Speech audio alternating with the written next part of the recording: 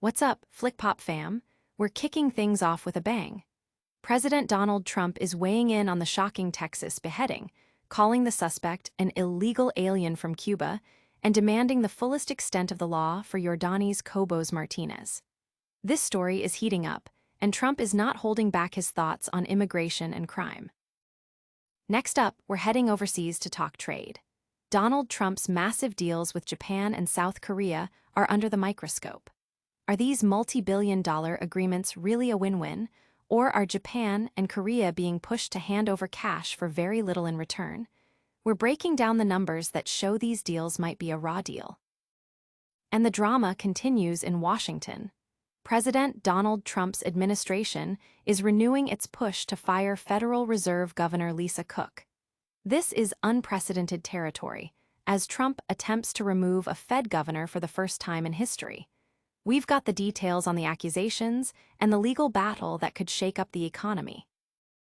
Finally, from politics to the petty, the Traitors host Alan Cumming has an Emmy-winning idea. He's inviting Donald Trump to join the cast of his hit reality show. Could the former president trade the Oval Office for a castle filled with traitors? We'll tell you what Cumming said and why Trump might actually be a perfect fit. Don't miss a second of this wild ride. Hit that subscribe button, ring that notification bell, and join the FlickPop family. Trump slams a legal alien in Texas beheading case. President Donald Trump has forcefully responded to the horrific beheading of Chandra Nagamalaya in Dallas, Texas, labeling the accused attacker, Jordani's Cobos-Martinez, as an illegal alien from Cuba who should have never been in our country. Trump's strong words, posted on Truth Social, emphasize his stance on immigration and crime, stating that the suspect, who allegedly beheaded Nagamalaya during a machete attack, will be prosecuted to the fullest extent of the law and charged with first-degree murder. Details reveal Cobos-Martinez, a 37-year-old undocumented immigrant with a prior order of removal to Cuba, was taken into custody after the brutal incident at a motel. Court records obtained by NBC News indicate the attack occurred when Nagamalaya asked Cobos-Martinez not to use a broken washing machine. A Department of Homeland Security statement highlighted Cobos-Martinez's disturbing criminal history, including child sex abuse, grand theft, false imprisonment, and carjacking, adding that the slaying was completely preventable if he hadn't been released into the country. The public reaction has been swift and intense, with many, including California Representative Ro Khanna, expressing outrage over the violence and the suspect's prior arrests, questioning how he was free on American streets. This incident fuels the ongoing debate surrounding immigration policy and its intersection with public safety. This story is far from over, and the implications are massive. Next, we're diving into a deal that could cost nations billions, and it's all thanks to Donald Trump. Trump's multi-billion-dollar deals, a raw deal for Japan and Korea. Donald Trump is touting massive trade agreements with Japan and South Korea, promising billions in exchange for reduced import taxes. However, a closer look reveals a potentially lopsided exchange, with critics arguing that these nations are being asked to hand over staggering sums of money for minimal benefit to their export industries. The core of the issue lies in the arithmetic. Japan exported $148 billion to the U.S. last year, and South Korea $132 billion. Even with a 15% tax and a hypothetical 5% export reduction, the protected export value is a fraction of the billions demanded by Trump. Economists like Dean Baker argue that Trump's demands, $550 billion from Japan and $350 billion from South Korea, are excessive when compared to the relatively small value of exports being protected. He points out that Trump is not bound by these deals and could demand more later.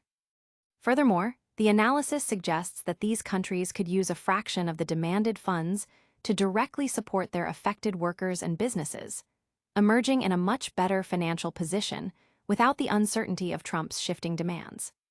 The idea that these deals are meant to secure U.S. military support against China is also questioned, with Baker suggesting it's a foolish strategy to rely on Trump for protection. public and expert commentary has largely focused on the questionable economic logic of these agreements, questioning the wisdom of countries entering into such one-sided deals, especially given Trump's track record with business agreements. The potential geopolitical implications, particularly concerning China, are also a significant point of discussion. But the economic wrangling isn't the only political storm brewing. Get ready for an unprecedented move in Washington involving the Federal Reserve. Trump administration's unprecedented move to fire Fed Governor Lisa Cook. In a move that has sent shockwaves through the financial world, President Donald Trump's administration has renewed its aggressive push to remove Lisa Cook from the Federal Reserve's Board of Governors. This unprecedented attempt marks the first time in the central bank's 112-year history that a president has sought to fire a governor, raising serious questions about the independence of the Fed and the integrity of its decision-making processes. The administration's argument hinges on allegations of mortgage fraud, specifically regarding Cook's description of a property as a vacation home in one document and a second home in another, which Pult, a Trump appointee, used to submit a criminal referral. However, Cook's legal team has countered that the administration has failed to provide sufficient cause for her removal, emphasizing the potential risks to the economy if a Fed governor can be dismissed without proper justification. Documents obtained by the Associated Press appear to support Cook's characterization, potentially undermining the administration's claims. A federal judge had previously ruled the removal illegal and reinstated her, but the administration's appeal keeps the battle alive just as the Fed prepares to vote on interest rates. This high-stakes legal and political battle has ignited widespread debate among economists, policymakers, and the public. Concerns are mounting about the politicization of the Federal Reserve, with many analysts warning that such actions could erode investor confidence and destabilize financial markets, especially at a critical juncture for interest rate decisions.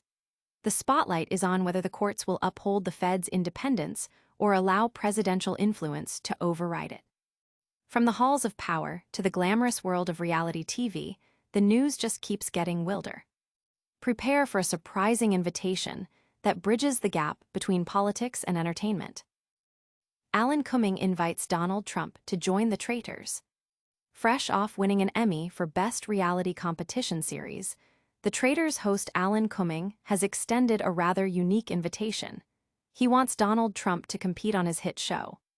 Speaking backstage at the Emmy Awards, Cumming suggested that the former president would be a natural fit for the game of deception and strategy, humorously noting that Trump might find the show's chaos and sort of turmoil and treachery more appealing and perhaps even more lucrative than his current political endeavors. The Traitors challenges contestants to complete missions in a grand castle while navigating a web of loyal and traitor players vying for a cash prize. Cumming's playful jab comes as Trump himself is no stranger to the reality TV world, having previously hosted and produced The Apprentice for over a decade. The upcoming season of The Traitors boasts a star-studded cast, including Donna Kels, Lisa Rinna, and Michael Rappaport, adding to the show's buzz. The internet, predictably, exploded with reactions to Cumming's suggestion. Memes and social media discussions are rife with speculation about how Trump would fare on the show, with many finding the idea both hilarious and strangely fitting given his public persona.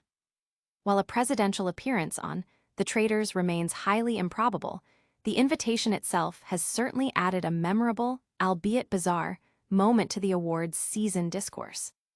And that's just a taste of the whirlwind news we've got for you today. Stick around for our lightning round recap and all the ways you can stay connected with FlickPop. And that's a wrap on today's electrifying news. We saw Donald Trump's fiery response to the Texas beheading, questioned the fairness of his massive trade deals with Japan and Korea, witnessed an unprecedented move by Trump's administration to fire Fed Governor Lisa Cook, and heard Alan Cumming's hilarious invitation for Trump to join the Traitors. You don't want to miss what's next, so make sure you're subscribed. Hit that like button if you enjoyed this update, ring the notification bell so you never miss a video, and drop a comment below telling us which story shocked you the most. Follow us on all our social media channels for even more exclusive content. FlickPop, we bring you the buzz.